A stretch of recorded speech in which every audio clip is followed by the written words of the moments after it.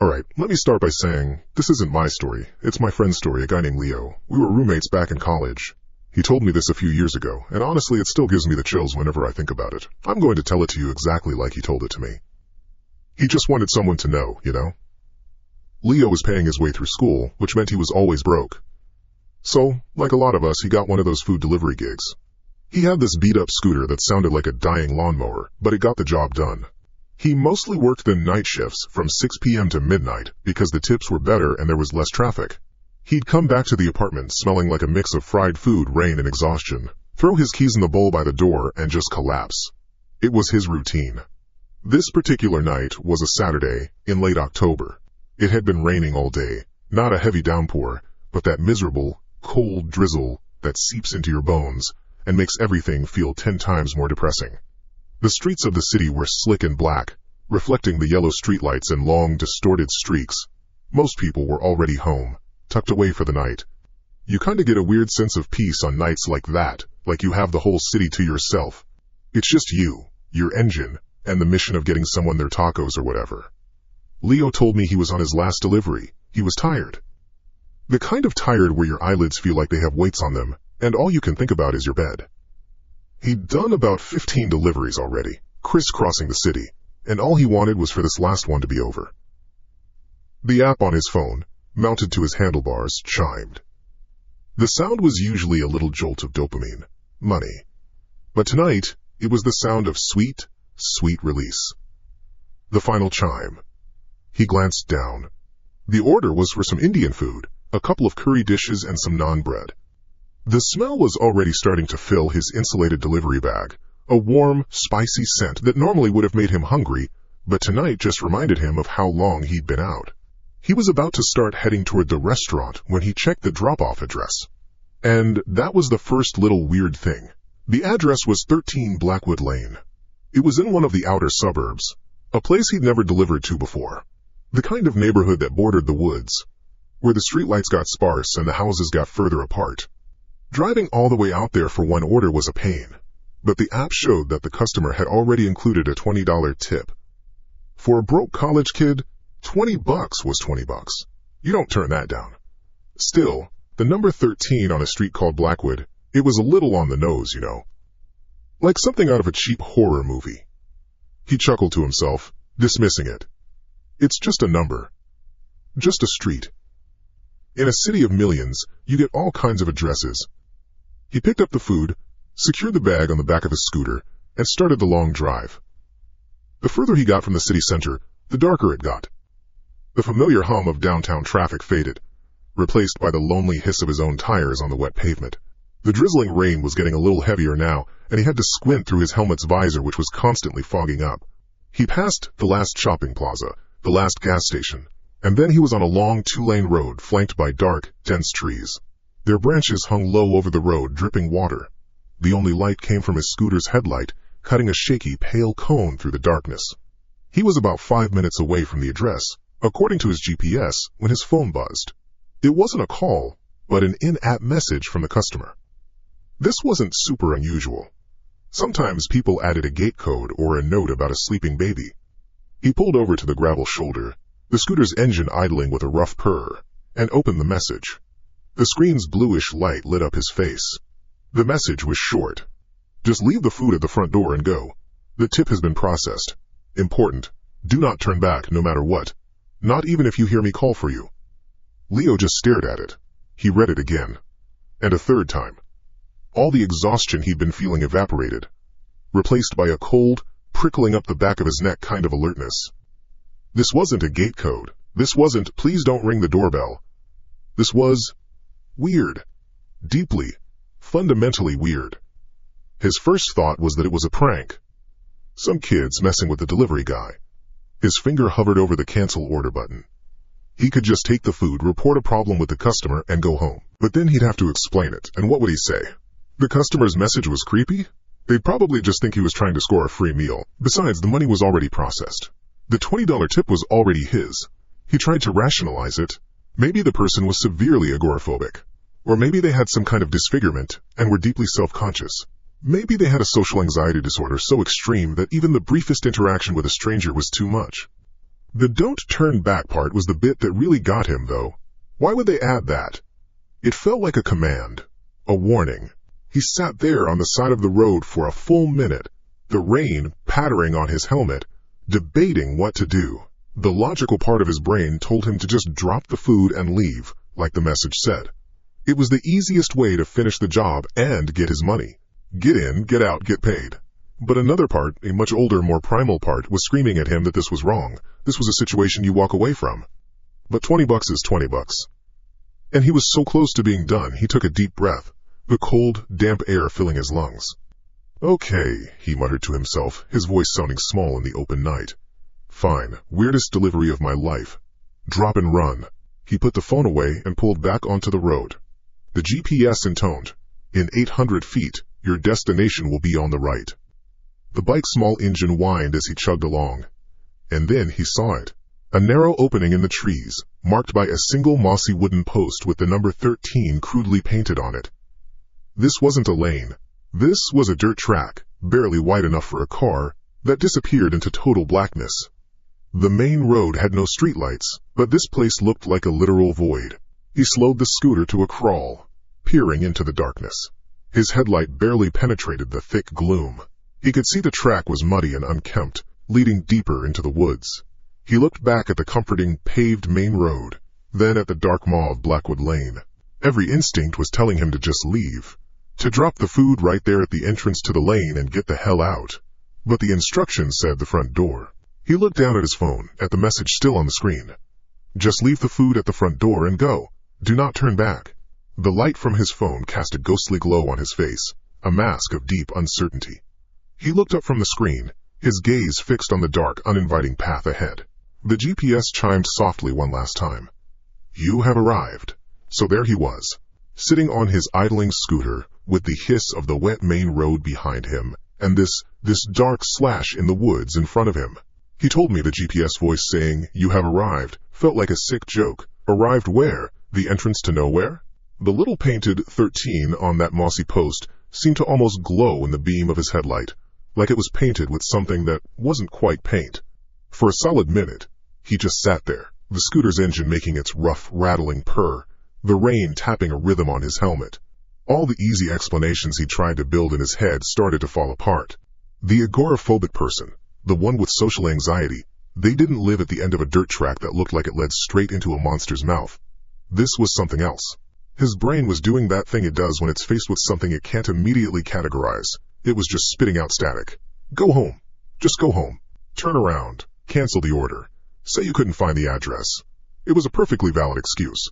But the message on his phone was still burned into his mind. Just leave the food at the front door. Not at the end of the lane. The front door. And that $20 tip was already sitting in his account. It felt like a hook. Like he'd already taken the bait, and now he had to see it through or risk getting in trouble, or losing the money, or both. It's stupid, the things you do for a little bit of money when you're broke. You'll ignore every single alarm bell your body is screaming at you. He took a slow, deep breath that fogged up his visor instantly, and he had to wipe it with his glove. Okay, Leo, he whispered to himself, his own voice a small, pathetic sound against the spatter of the rain. In and out! Drop the food, get back on the bike, go home to your warm bed. 5 more minutes. That's it. It was a lie, and he knew it, but it was the lie he needed to hear. He squeezed the throttle. The scooter whined in protest as it lurched forward, leaving the relative safety of the paved road behind. The moment his tires hit the muddy track, the feeling of the world changed completely. It was instantaneous. The sound of the main road, the distant hum of the city that's always there in the background, it was just gone, sliced off, as if someone had shut a heavy door behind him. Now, the only sounds in the entire universe were the put-put-put of his engine, the squelch of his tires in the thick mud, and the soft, endless patter of rain on the leaves of the trees that were now crowding in on him from both sides. The lane was deeper and narrower than he thought. It wasn't a road, it was more like a trench. The trees laced their branches overhead, forming a dark, dripping canopy that blocked out what little ambient light there was from the overcast sky. It was like driving through a tunnel made of night. His single headlight cut a wobbly, weak circle of yellow in front of him, illuminating a path of mud, tangled roots, and wet black leaves. He had to go slow, maybe 5 miles an hour, his hands gripping the handlebars so tight his knuckles were white. He told me it was the silence that really got to him.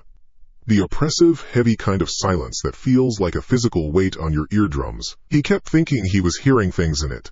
A twig snapping just outside the beam of his light, a rustle in the undergrowth that was just a little too deliberate to be the wind. He'd flick his eyes to the side, but his headlight was pointed forward, so all he could see was an impenetrable wall of black. It felt like the woods were just packed with stillness, with things watching him pass. He drove past what looked like one, maybe two turnoffs for other houses, but they were just as dark and uninviting as the main track.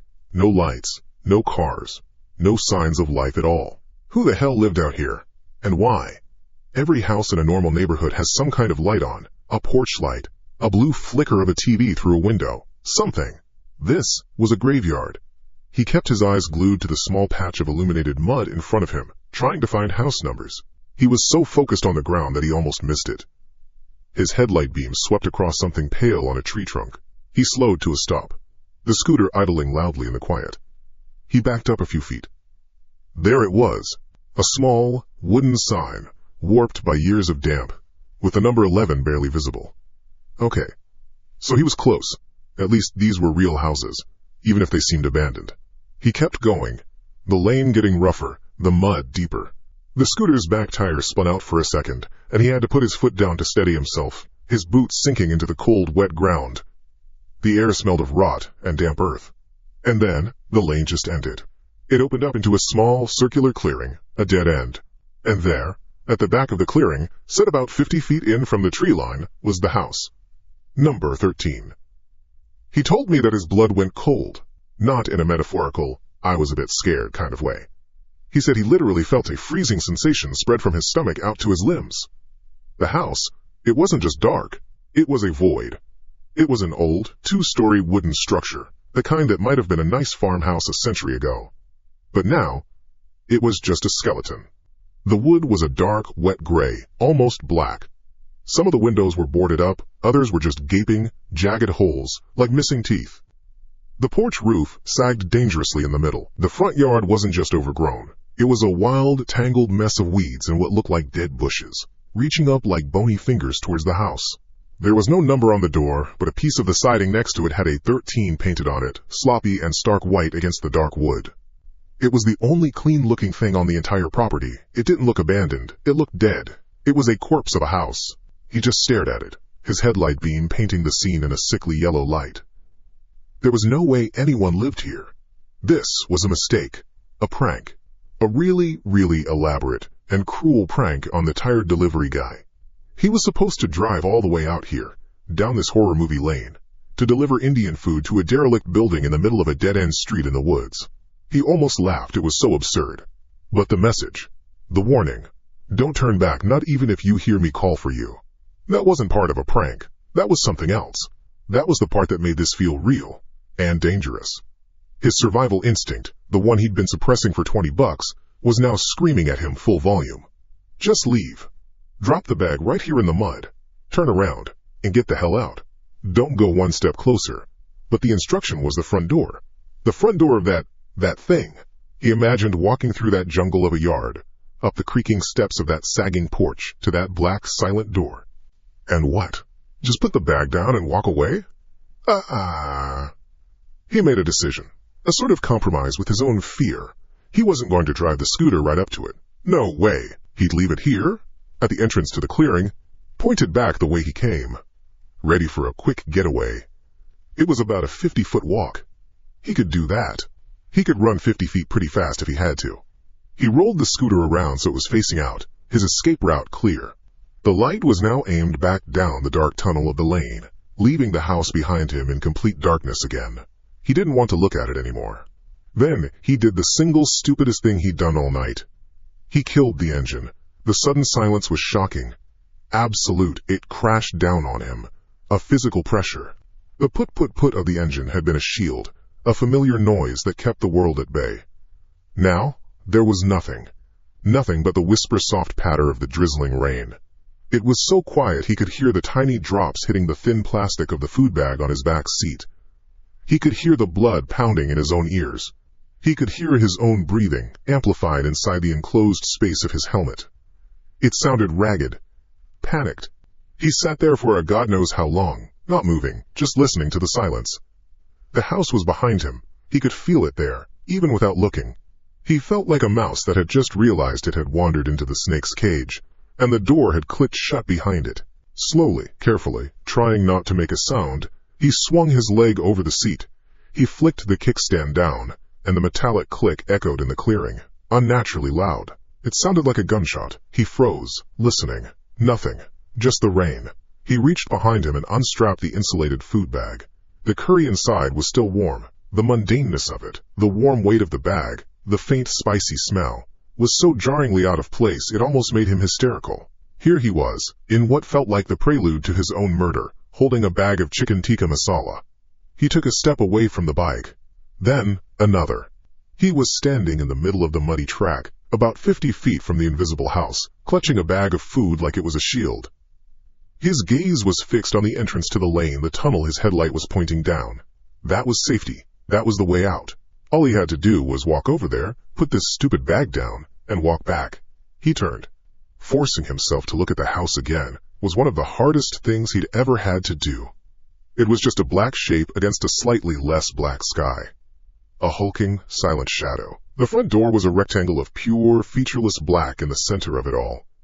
He took his first step towards it. His boot made a soft, sucking sound in the mud. The sound seemed to travel for miles. He took another. Left. Right. He kept his eyes locked on that black rectangle of a door, his heart hammering against his ribs like it was trying to break out.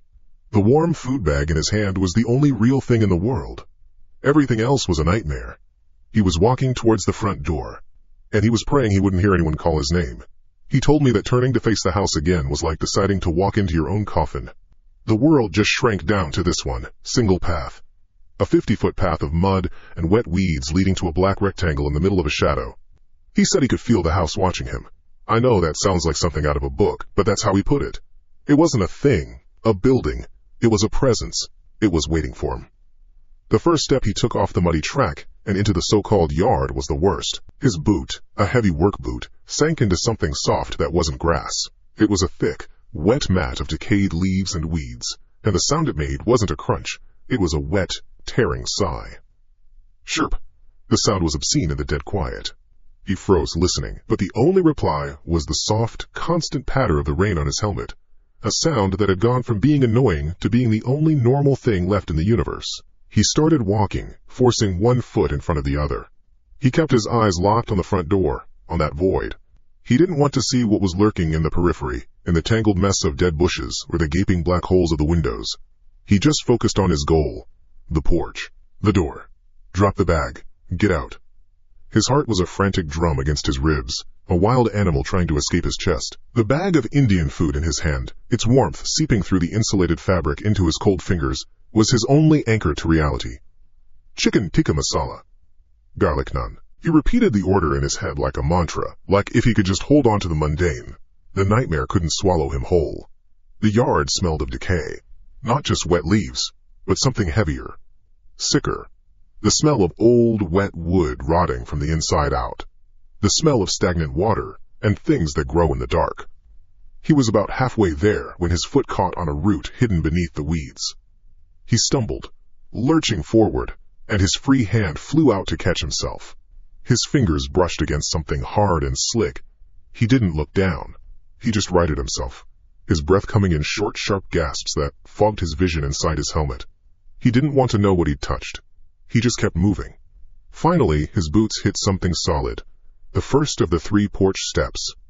It was made of concrete, not wood, and it was slick with a thin layer of green moss.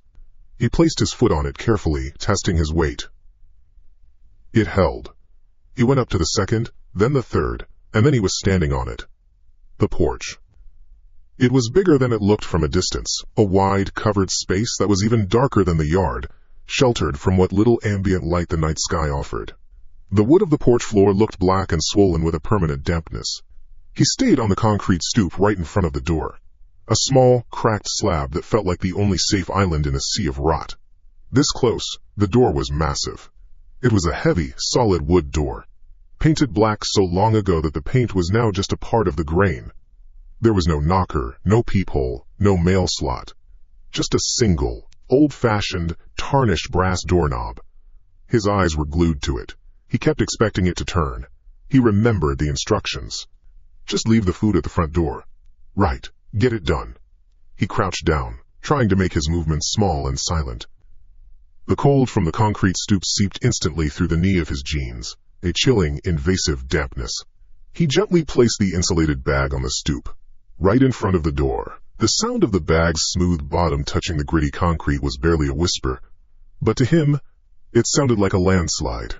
The job was done. The contract was fulfilled. He'd done his part. Now he could leave. He stood up slowly, every muscle in his back screaming with tension. The hard part was over. He just had to walk back. The message flashed in his mind. A neon sign in the darkness. Don't turn back. Not even if you hear me call for you. He wouldn't. He promised himself that. He wouldn't. He turned his back on the door. The feeling of relief was so immediate and so powerful it almost made him dizzy. He was facing the way out. Through the rain he could just make out the shape of his scooter at the end of the clearing. Its headlight a single, beautiful golden eye pointing down the tunnel of trees, pointing toward home. Safety was 50 feet away. All he had to do was walk. He took his first step off the porch.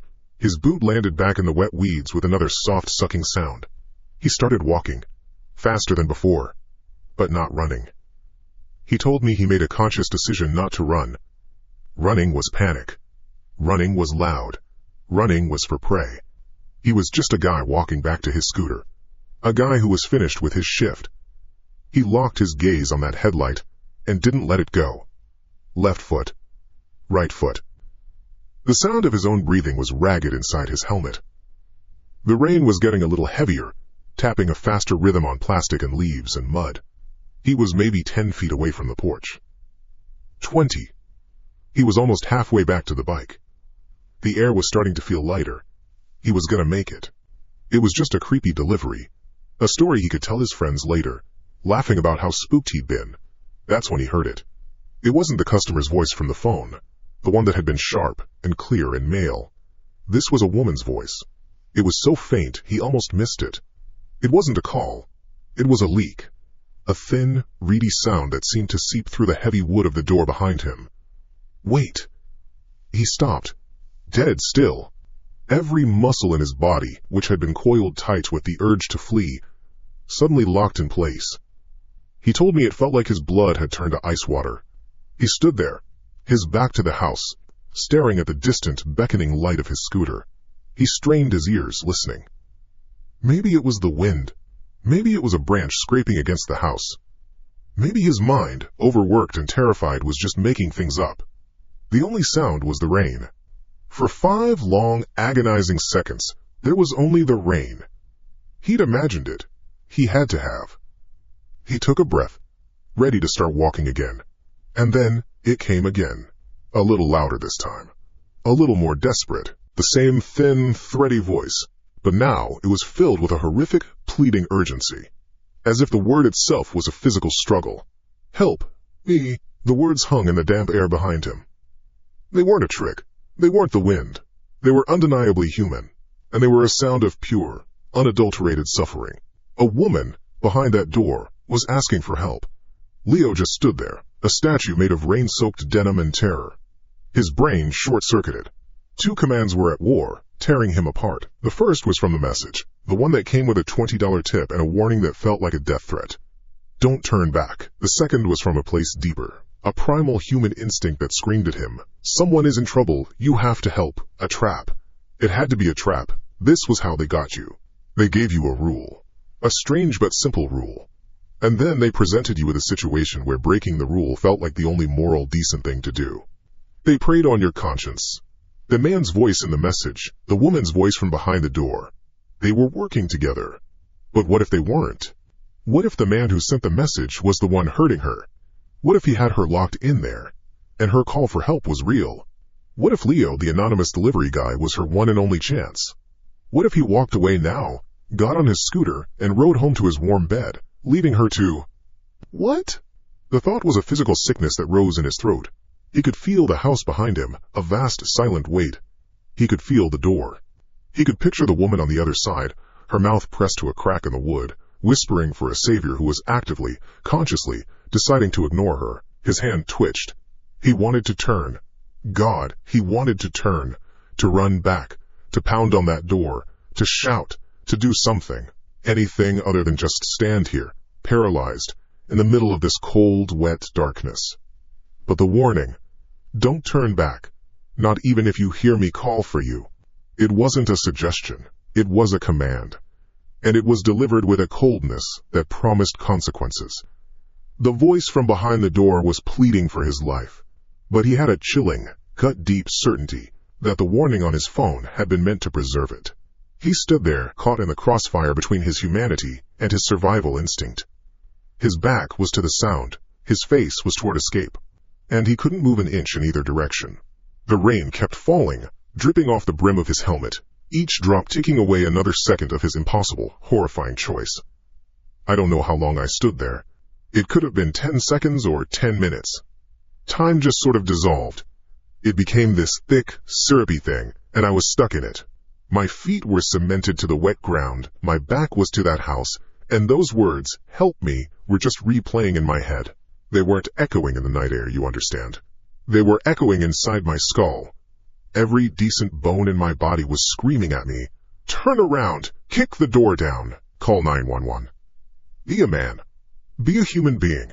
A woman was in there, hurt, maybe dying, and the only thing stopping me from helping her was a weird text message from a guy I'd never met.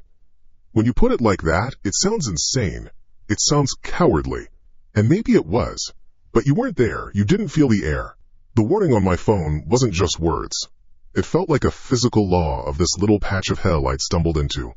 Like, gravity exists, or fire is hot. It felt like a fundamental truth. And the plea for help felt like a test. My whole body was a battlefield. My conscience was on one side, my gut instinct on the other, and they were tearing me apart. What if I walk away and read in the paper tomorrow that they found a woman's body in an abandoned house? Her last words were a plea for help to a delivery driver who was too scared to do anything. Could I live with that? Could I sleep at night knowing I left her to die? My hand started to clench into a fist. I was actually getting ready to turn, to run back, to do something, anything. I was thinking, screw the warning, screw the $20, this is a person's life. And then it stopped. Just like that. The voice, the pleading, everything. It just vanished. The silence that rushed in to take its place was 1,000 times worse than the plea itself. It was a heavy, profound silence. An unnatural one. It wasn't just the absence of noise. It was the presence of something final. It was the silence of a held breath after a terrible sentence has been spoken.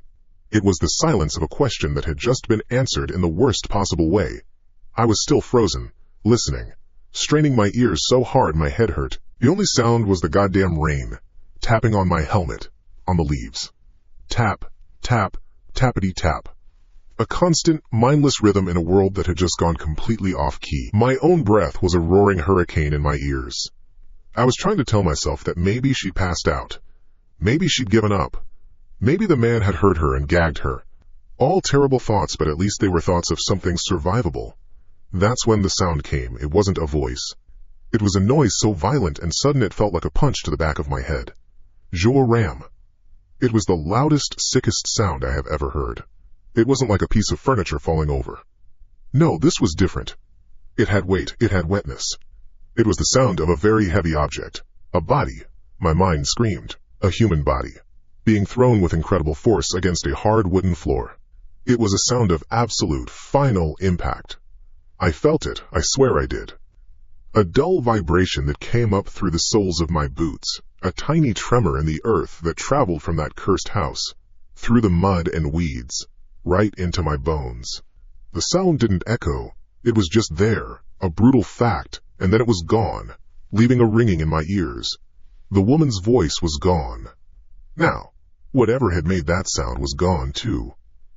I should have run then. I know that. Any sane person would have been a blur of motion streaking toward the road. But I was paralyzed.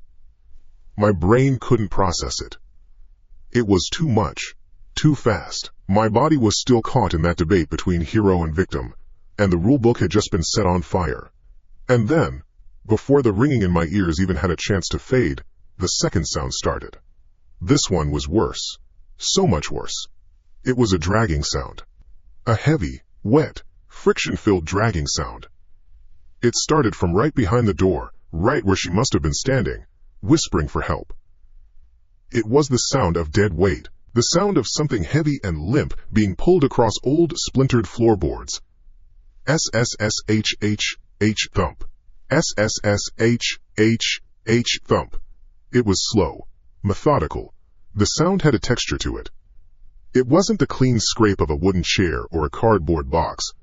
It was soft, with a horrible, dragging resistance. It was the sound of clothes and hair and flesh being pulled through dust and grime.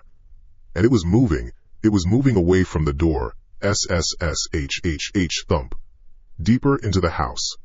SSSHHH dash dash thump, further into the darkness. I stood there with my back to it all, just listening. The scene played out in my mind, more vivid than any movie. I could see it. Her, lying broken on the floor just inside the door. And someone, standing over her, grabbing her by the ankles or by the hair and just pulling her back into the depths of that rotten house. Away from the door, away from the outside world, away from any chance of escape or rescue. The sound got fainter and fainter, not because it was stopping, but because it was moving further and further away, being swallowed by the architecture of the house. SSSHHH thump, show THMP, show THP, and then silence again, the absolute, total, dead silence of a tomb. And in that silence, it happened. My brain, which had been a screaming mess of conflict and fear and empathy, suddenly went cold. A single thought, clear and perfect and horrifying, rose up out of the chaos. It wasn't even a thought, really. It was a realization. A switch being flipped. It was a trap. The whole thing. The voice. The plea for help. It was bait. They set the rule, don't turn back. They knew it would be weird. They knew it would put me on edge.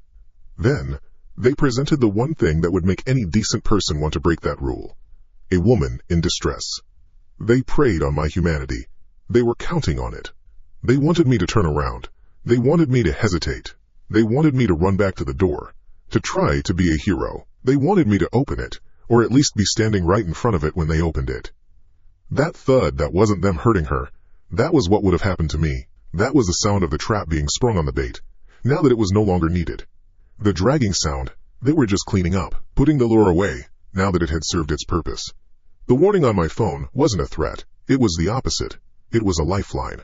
It was a single cryptic piece of advice from someone, or something, telling me how to survive this encounter. It wasn't about protecting the customer's privacy. It was about protecting my life.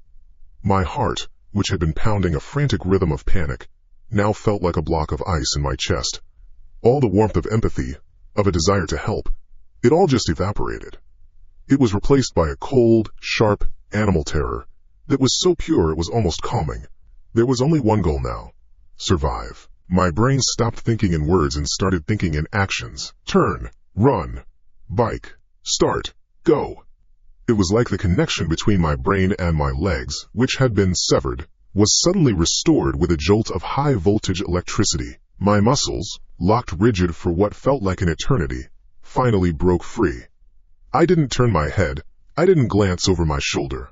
The instruction was don't turn back, and I was going to follow it like it was gospel. I pivoted on my heel, the boot sucking out of the mud with a wet pop, and I ran. It wasn't a jog. It wasn't a sprint. It was a desperate, clumsy, falling forward scramble for my life. My lungs burned. My legs felt like lead, but I forced them to pump, to churn through the disgusting, sucking mud and tangled weeds. The yard, which had felt so long and menacing on the way in, now seemed like an impossible distance. The headlight on my scooter, that beautiful single golden eye, was a distant star in another galaxy. Every single nerve ending on my back was screaming. I could feel the house behind me. I could feel the darkness of the open doorway, even though I wasn't looking at it. I could feel it watching me go. I expected to hear a shout. I expected to hear the sound of that heavy door creaking open. I expected to hear footsteps pounding through the mud behind me. But there was nothing. Just the sound of the rain, the sucking of my boots, and the raw, ragged sound of my own breath. tearing in and out of my lungs like I was trying to breathe fire. My world had shrunk to a single 50-foot path of terror, and all I could do was run toward the light. The first 50 feet to my bike felt like a mile. You ever run in a dream? That thick, syrupy air feeling where your legs are pumping like crazy but you're not going anywhere? It was exactly like that, only this was real. The mud wasn't dream mud. It grabbed at my ankles with a cold, wet grip, trying to pull me back, to hold me there for whatever was in that house. My lungs were on fire. The only sounds were the sloppy suck of my boots pulling free from the muck, and my own breathing, which was this ragged, panicked gasping that sounded like it belonged to a dying animal. It didn't even sound like me. My focus narrowed down to a single point of light, the weak, yellow glow of my scooter's headlight, a little beacon of sanity in this swamp of absolute terror. That was my North Star. That was home. That was life. Everything behind me was death. I knew it. It wasn't a guess or a fear. It was a sudden, cold certainty that had settled in my bones. The game was over. The test was done. I had failed to take the bait, and now I was just a loose end. Every instinct screamed that something was right behind me. I could feel a phantom breath on my neck, could imagine long, cold fingers reaching for the back of my jacket. The urge to glance over my shoulder was so powerful it was a physical force, a magnetic pull trying to twist my head around. But the text message, that one, single command, "Don't turn back," was branded onto my brain. It wasn't a suggestion anymore. It was a law of nature in this cursed little alley. Breaking it felt like it would be the equivalent of stepping off a cliff. So I kept my eyes locked on the prize, on that beautiful, ugly, beat-up scooter. I finally reached it, slamming into the side of the seat with my hip. My hands were shaking so bad I could barely get the key out of my wet jeans pocket. The metal was cold and slick with rain. It felt alien in my grip, like I'd never held a key before. My fingers were just useless sausages, numb and stupid. I fumbled, trying to guide the key into the ignition slot. It was like one of those stupid carnival games where you have to thread a needle, only if you lose you die. And of course, I dropped them. The keys slipped right through my trembling fingers. They hit the asphalt with a clatter that sounded as loud as a gunshot in the dead quiet of the alley. It was a tiny, pathetic sound, but it felt like I'd just set off a car alarm. It was the sound of failure, of my last chance skittering away into the darkness under my bike. "No, no, no, no," I whispered, the words puffing out in white clouds in the cold air. For a second, I froze. My brain just shut down. Blue screen of death. All I could think about was the keys, lying there in a shallow puddle by the kickstand. Somewhere behind me, in the dark, was a thing that dragged bodies across wooden floors. And here I was, unarmed, unkeyed, a sitting duck. That's when I heard it. It wasn't a thump or a dragging sound this time. It was a creak. The most god-awful, drawn-out, rusted-hinge shriek you've ever heard. It was the sound of a heavy wooden door, a door that hadn't been opened in a long, long time, being pulled open slowly, deliberately. It wasn't being thrown open in a rush. No! This was calm. This was methodical. The sound scraped down my spine like a rusty nail. It knew. It knew I had dropped my keys. It knew I was trapped. It was taking its time. It was enjoying this. That sound snapped me out of my paralysis. Adrenaline, pure and undiluted, shot through me like a lightning bolt. I dropped to my knees, not caring about the grime or the puddle. My hands scrabbled blindly on the wet asphalt under the scooter. My fingers brushed against something cold and metal. The keys. I snatched them up, my palm closing around them so tightly the teeth dug into my skin. As I was getting up, my head was still low, near the handlebars. My gaze was on the ignition, a single-minded focus now. Get the key in. Turn it. Go. But my eyes, against my will, flicked up for a split second, up to the left rear-view mirror. It was just a glance, a fractional, subconscious reflex. The mirror was speckled with raindrops, blurring the world behind me into a watery, distorted painting. But even through the haze, I saw it, standing in the doorway of the house. It was a shape.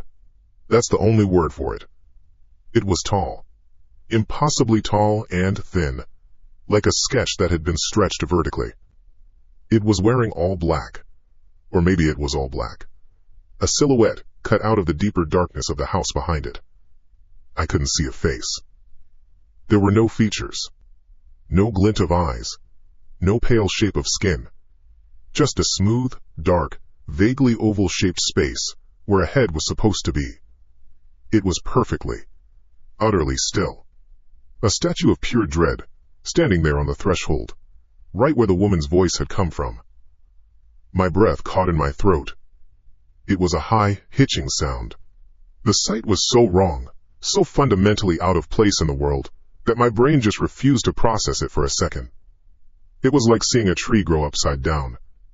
Then I jammed the key into the ignition. This time, it went in. My hand, still shaking violently, turned it.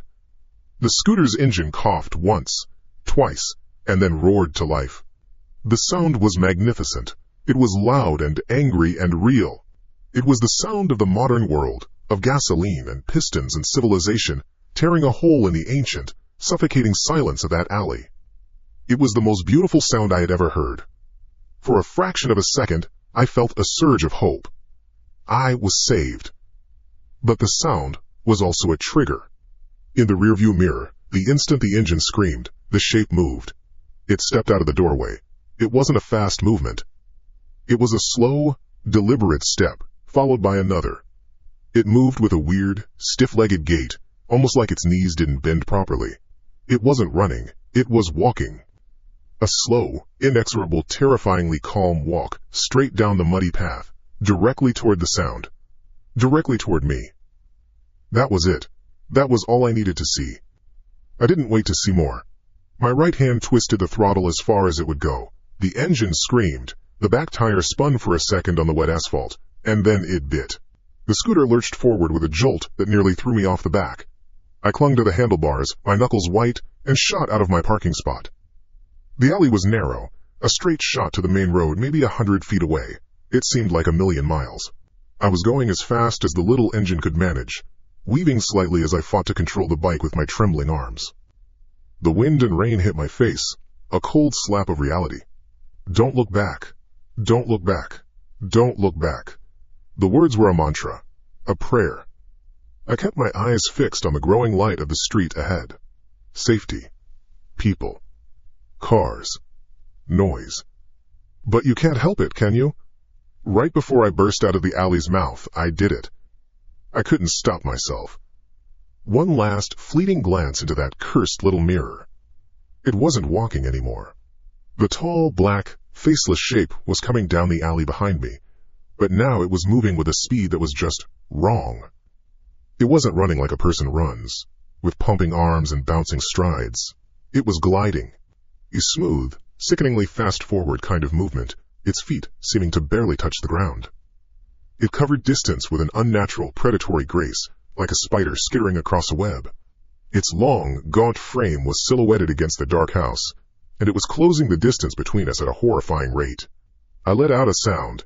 I don't even know what it was, a sob or a scream, and twisted the throttle even harder, though it was already at its limit. The scooter shot out of the alley's mouth and onto the blessed, rain-slicked pavement of the main road. I didn't look to see if cars were coming. I just swerved hard to the right, the tires screeching in protest, and gunned it, leaving that dark, silent little slice of hell behind me. I didn't look in the mirror again. I didn't dare. I didn't stop twisting the throttle until the engine was whining at a pitch I'd never heard before. The main road was a blur of wet asphalt and smeared golden light. I swerved into traffic, earning a long, angry horn blast from a pickup truck that had to slam on its brakes. I didn't care. Let them be angry. Anger was a normal human emotion. It was something I could understand. What I was leaving behind me was something else entirely. I blew through a red light, then another. My entire body was one big, vibrating nerve. The only thought in my head was to put distance, miles of concrete and steel and light, between me and that dark, narrow mouth of an alley. I must have driven for 15 minutes straight, a frantic, weaving path through the emptying late-night streets, before my brain started to catch up with my body. My hands were locked onto the handlebars so tight they were cramping, my knuckles white and bloodless. I was shivering, but I couldn't tell if it was from the cold rain or the adrenaline crash that was starting to hit me like a physical blow. I finally saw a beacon, a holy grail of modernity and sterile light. A 24/7 convenience store, its big red and green sign glowing like a promise of safety. I pulled in, nearly dumping the scooter as I fumbled with the kickstand. I stumbled off, my legs feeling like overcooked spaghetti. Walking through the automatic doors was like passing through an airlock into another dimension. The sudden warmth, the quiet hum of the refrigerators, the terrible soft rock station playing over the speakers, it was so aggressively, beautifully normal that I almost collapsed. I just stood there for a minute, dripping onto the linoleum, breathing in the stale, air-conditioned air. The kid behind the counter, a teenager with tired eyes and an impressive set of pimples, gave me a long, bored look before going back to his phone. To him, I was just some pathetic, rain-soaked delivery driver. He had no idea I'd just stepped out of a nightmare. The thought was strangely comforting. I was invisible again. Normal. My hands were still shaking. I walked over to the drink coolers, grabbed a bottle of water, and my fingers were so clumsy I almost dropped it. I went to the counter to pay. "Rough night?" the kid asked, not looking up from his screen as he scanned my water. "You have no idea," I managed to croak. My voice sounded thin and reedy. I paid for the water and sat down at one of the two little plastic tables they had near the window. I twisted the cap off, my whole arm trembling, and took a long drink. The cold water felt good, but it didn't stop the tremors. I could still see it. In my mind's eye, every time I blinked, I saw that impossible shape in my rearview mirror. The way it glided. It didn't belong in the world. It was like a glitch in reality. A piece of code from some dark, forgotten program that had somehow executed in my life. I had to do something. I couldn't just let this go. My terror was slowly, very slowly, beginning to curdle into a kind of desperate anger. This wasn't right. You can't just terrorize people like that. I fumbled for my phone. My screen was wet, and it took me a few tries to unlock it. First, the app. I found the customer support number buried in the help section and dialed. It rang for what felt like an eternity before a tired-sounding woman answered. "Thank you for calling Zippy Delivery Support. This is Brenda. How can I help you?" "Hi, Brenda," I started, trying to keep my voice even. "I need to report an incident. A really bad one." "A customer." "Okay, sir. Can I get your name and the order number?" I gave her the information, my eyes darting to the big glass windows of the store, half expecting to see that tall, thin figure standing across the street, watching me. "Okay, Leo. I have your information pulled up here. The order for number 13 Hemlock Lane. It says here the delivery was completed 32 minutes ago. What seems to be the problem?" "The problem?" I almost laughed. It was a hysterical, brittle sound. "The problem is that the customer is a psycho. The instructions, they told me not to turn back, no matter what. And then I heard a woman's voice call for help from inside the house. There was a crash. Something was happening in there." There was a pause on the other end, just the faint sound of typing. "So to be clear, sir, you did not have a direct interaction with the customer?" "No, that's the point. It felt like a trap. I think something bad happened to that woman. Or maybe there was no woman. Maybe it was a recording, I don't know. But when I left, something came out of the house. Something was chasing me." I knew how it sounded. I sounded insane. "Chasing you, sir?" Brenda's voice was now painfully neutral, the kind of tone you use on a crazy person to keep them calm. "Can you describe the individual?" "How do you describe that?" "It was tall and dark. I couldn't see a face. It didn't move right." "I see," she said, and I knew she didn't see at all. "Well, Leo, our policy for disputes of this nature is, I can file a report on your behalf. We take driver safety very seriously. I can also block this customer from being able to place orders with you in the future. You need to block them from the whole platform. You need to report this to someone. The police." I was getting loud now, and the kid at the counter glanced up from his phone again. "Sir, we can't file a police report based on third-party information. If you feel you were in danger, you should contact the authorities yourself. Is there anything else I can help you with tonight?" The corporate stonewall. It was infuriating. It made me feel even more alone. "No, that's it. Just block him." "Consider it done, Leo. Thank you for using Zippy Delivery." And she was gone. I hung up, my head in my hands. It was useless. She thought I was a crank. I wiped my face. She was right about one thing, though. I had to call the police. Not for her. Not for the app. For me. For my own sanity. I needed an official record. I needed another adult in the world to know what happened at that house. I dialed 911. The dispatcher who picked up was calm, professional, and all business. 911, what is your emergency? Hi. I don't know if it's an emergency right now, but I want to report something. Something I just saw. Okay, sir. What is your location? I told him I was at the convenience store, that I was safe now. I gave him the address of the house on Hemlock Lane. Number 13. Just saying the number made a shiver crawl up my spine. And what did you witness at that address, sir? I took a deep breath. I was delivering food there. The place was dark. I heard what sounded like a woman shouting for help from inside, and then a loud crash, like something heavy falling. Then I heard a dragging sound. I chose my words carefully. I left out the faceless man. I left out the unnatural gliding. I had to sound credible. I was reporting a potential crime. A woman in distress. That was something they could understand. Did you see anyone enter or leave the premises? I saw someone come out of the house as I was leaving, I said, my voice wavering. Can you describe this person? I didn't get a good look, I lied. It was too dark. They were just a tall figure. Okay, sir, we'll dispatch a unit to check it out. Can I get your name and number? I gave it to him. He thanked me and told me they would be in touch if they needed more information. I hung up. A small part of me felt better. The wheels of the real world were turning now. Cops were going to go to that house. They would find whatever was in there. Find the woman. Find it. I finished my water, my hands finally steadying. I drove home, taking the main roads, the brightly lit freeways, avoiding any side street that looked too dark. I triple-checked the locks on my apartment door and wedged a chair under the knob, just like in the movies. I didn't sleep. I just sat on my couch in the dark, watching the headlights of passing cars sweep across my ceiling, jumping at every creak and groan of the old building. The call came the next morning. It was from a blocked number. Is this Leo? A deep, gravelly voice asked. Yes. This is Officer Miller with the City Police Department. We're following up on your call from last night regarding the house on Hemlock Lane. Yeah? Did you find anything? Did you find the woman? My heart was starting to pound again. The officer let out a tired sigh. Son, we sent a patrol car out there last night. The house at that address, number 13, has been vacant for at least a decade. It's boarded up, owned by a bank out of state. There was dust on everything, an inch thick. The front door was bolted shut from the inside. Looked like it hadn't been opened in years. We had to pry a board off a window to get a look inside. I was speechless. What? No, that's not possible. I put the food right on the front step. I heard the door open. There were no footprints in the mud besides the ones from our officer's son. No food delivery bag, no sign of a struggle. The place was empty. Spiders, dust, that's about it. He paused, and his tone softened slightly, turning a bit condescending. Listen. You said you were working a delivery gig? You'd been working a long shift? Yeah, but it was late, dark, raining.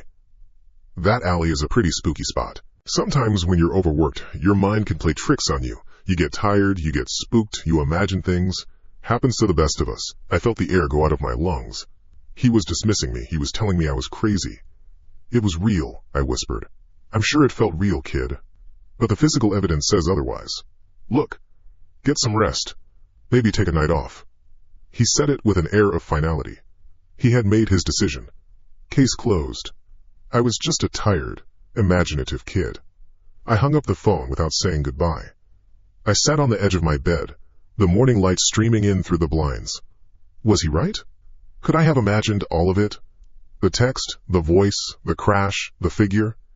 Maybe the stress of finals and working 2 jobs had finally made me snap. The idea was terrifying, but it was almost preferable to the alternative. I wanted to believe him. I spent the rest of the day trying to convince myself that's all it was. A waking nightmare. A hallucination. I cleaned my apartment. I watched TV. I tried desperately to be normal. That night, I was exhausted enough to finally sleep. I went through my nightly routine. Brushing my teeth, checking the locks twice. I climbed into bed, feeling a fragile sense of peace for the first time in 24 hours. It was just a weird dream. It's over. As I was about to turn off my bedside lamp, my phone, sitting on the nightstand, lit up. It made a quiet ping, a notification from the Zip e-delivery app. My blood went cold. My hand trembled as I reached for it. The notification read, "A customer from a recent order has left you a review." With a sense of profound dread, I tapped it. The app opened to my ratings page. And there it was. The order from last night. The delivery to 13 Hemlock Lane. Next to the order details, shining brightly on my screen, were 5 golden stars. My heart seized in my chest. For a moment I felt a wave of dizzying confusion. 5 stars? A good review? Maybe it was all some horrible, elaborate prank? Cheech. Then my eyes scrolled down to the comment the customer had left. It was short. Just a single sentence. A sentence that dissolved every last bit of hope and safety I had managed to build. A sentence that I will remember for the rest of my life. Thanks for not turning back. Now I know where you live.